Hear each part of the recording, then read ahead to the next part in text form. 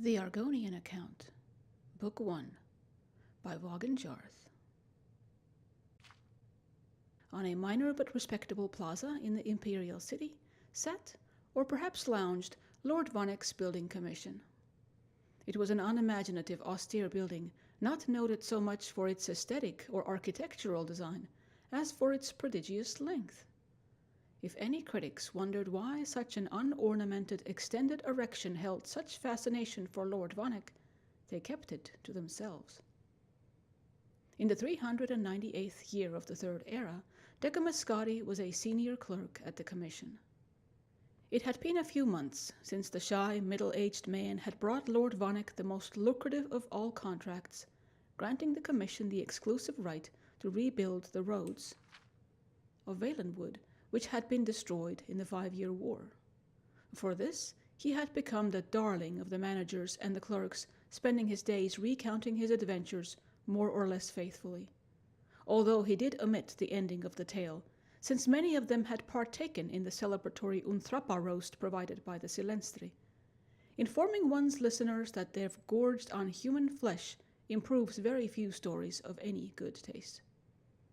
Scotti was neither particularly ambitious nor hard-working, so he did not mind that Lord Vonnick had not given him anything to actually do. Whenever the squat little gnomish man would happen upon Decimus Scotti in the offices, Lord Vonnick would always say, "You're a credit to the Commission. Keep up the good work." In the beginning, Scotti had worried that he was supposed to be doing something, but as the months went on, he merely replied, "Thank you, I will." There was, on the other hand, the future to consider. He was not a young man, and though he was receiving a respectable salary for someone not doing actual work, Scotti considered that soon he might have to retire and not get paid for not doing work. It would be nice, he decided, if Lord Vonnick, out of gratitude for the millions of gold the Valenwood contract was generating, might deign to make Scotti a partner, or at least give him a small percentage of the bounty. Decimus Scotti was not good at asking for things like that, which was one of the reasons why, previous to his signal successes in Valenwood as a senior clerk for Lord Atreus, he was a lousy agent. He had just about made up his mind to say something to Lord Vonnick when his lordship unexpectedly pushed things along. "You're a credit to the Commission," the waddling little thing said, and then paused. "Do you have a moment free on your schedule?" Scotti nodded eagerly and followed his lordship to his hideously decorated and very enviable hectare of office space. "Zenithar blesses us for your presence at the Commission," the little fellow squeaked grandly. "I don't know whether you know this, but we were having a bad time before you came along. We had impressive projects, for certain, but they were not successful. In Black Marsh, for example, for years we've been trying to improve the roads and other routes of travel for commerce. I put my best man, Flessus Tijo, on it, but every year, despite staggering investments of time and money, the trade along those routes only gets slower and slower. Now we have your very clean, very, very profitable Valenwood contract to boost the Commission's profits. I think it's time you were rewarded." Scotti grinned a grin of great modesty and subtle avarice. "I want you to take over the Black Marsh account from Flessus Tijo." Scotti shook as if awaking from a pleasant dream to hideous reality. "My lord, I couldn't." "Nonsense," chirped Lord Vonnick. "Don't worry about Tijo. He will be happy to retire on the money I give him, particularly as soul-wrenchingly difficult as this Black Marsh business has been. Just your sort of a challenge, my dear Decimus." Scotti couldn't utter a sound, though his mouth feebly formed the word "no" as Lord Vonnick brought out the box of documentation on Black Marsh. "You're a fast reader," Lord Vonnick guessed. "You can read it all en route." "En route to Black Marsh, of course," the tiny fellow giggled. "You're a funny chap. Where else would you go to learn about the work that's being done and how to improve it?" The next morning, the stack of documentation hardly touched, Decimus Scotti began the journey southeast to Black Marsh. Lord Vonnick had hired an able-bodied guard, a rather taciturn red guard named Mylik, to protect his best agent.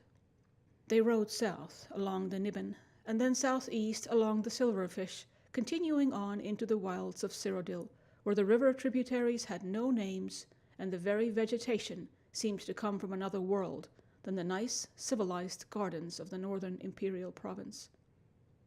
Scotty's horse was tied to Mylick's, so the clerk was able to read. It made it difficult to pay attention to the path they were taking, but Scotty knew he needed at least a cursory familiarity with the Commission's business dealings in Black Marsh. It was a huge box of paperwork going back 40 years, when the Commission had first been given several million in gold by a wealthy trader, Lord Xelicles Pinos Ravina, to improve the condition of the road from Gideon to Cyrodiil. At that time, it took 3 weeks, a preposterously long time, for the rice and root he was importing to arrive, half-rotten, in the imperial province. Pinos Ravina was long dead, but many other investors over the decades, including Pelagius IV himself, had hired the Commission to build roads, drain swamps, construct bridges, devise anti-smuggling systems, hire mercenaries, and, in short, do everything that the greatest empire in history knew would work to aid trade with Black Marsh. According to the latest figures, the result of this was that it took 2.5 months for goods, now thoroughly rotten, to arrive.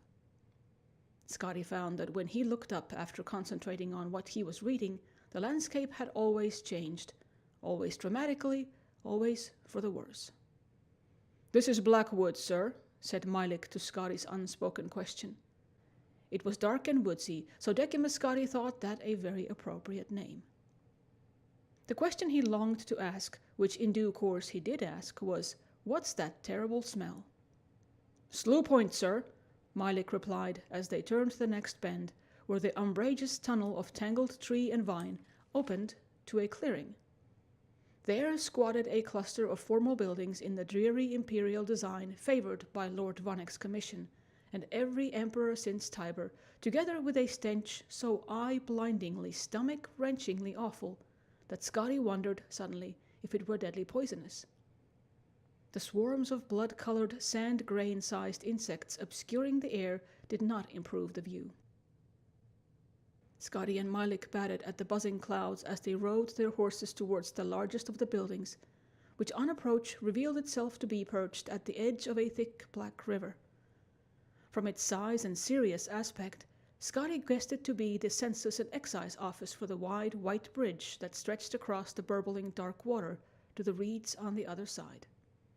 It was a very nice, bright, sturdy-looking bridge, built, Scotty knew, by his commission.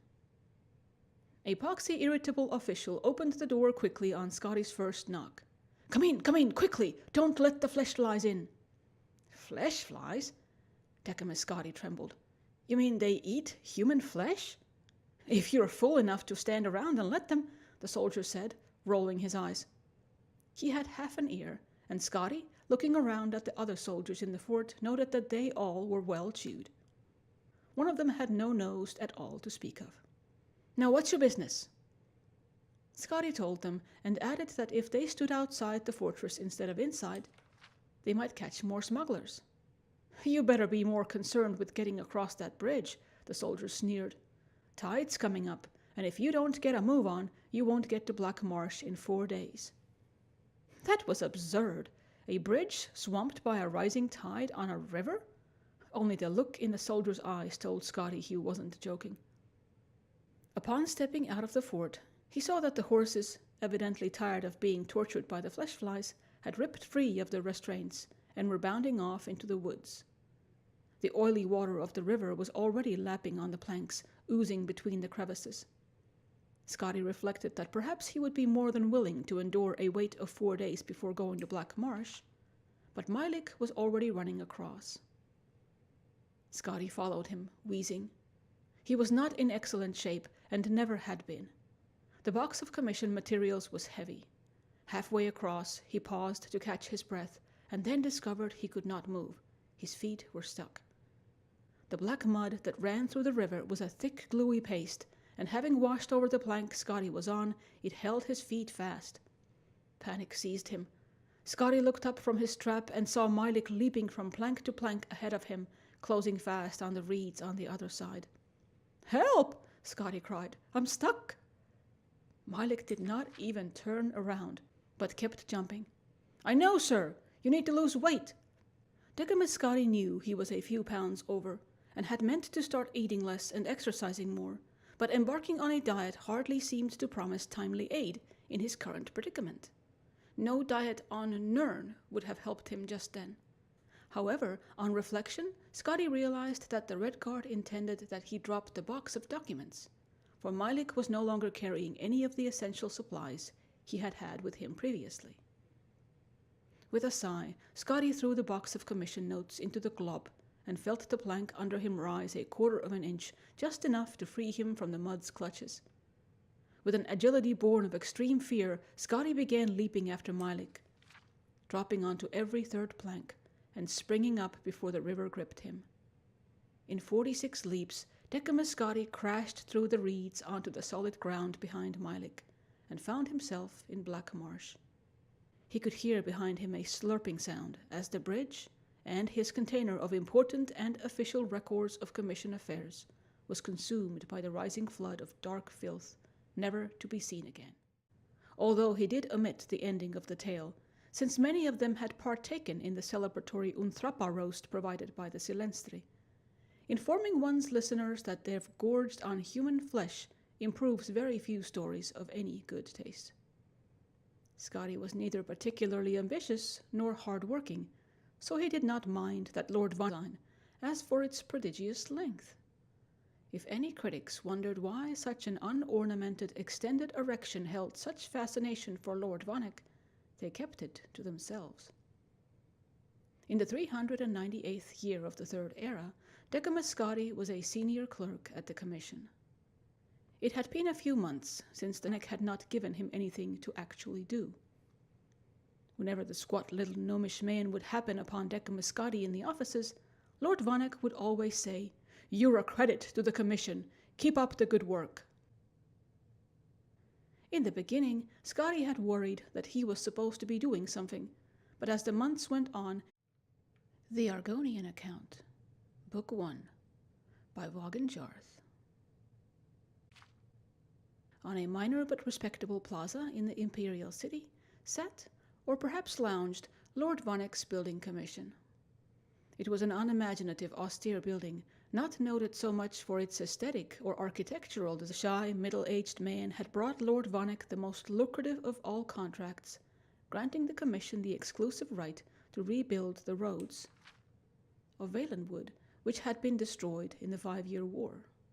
For this, he had become the darling of the managers and the clerks, spending his days recounting his adventures more or less faithfully.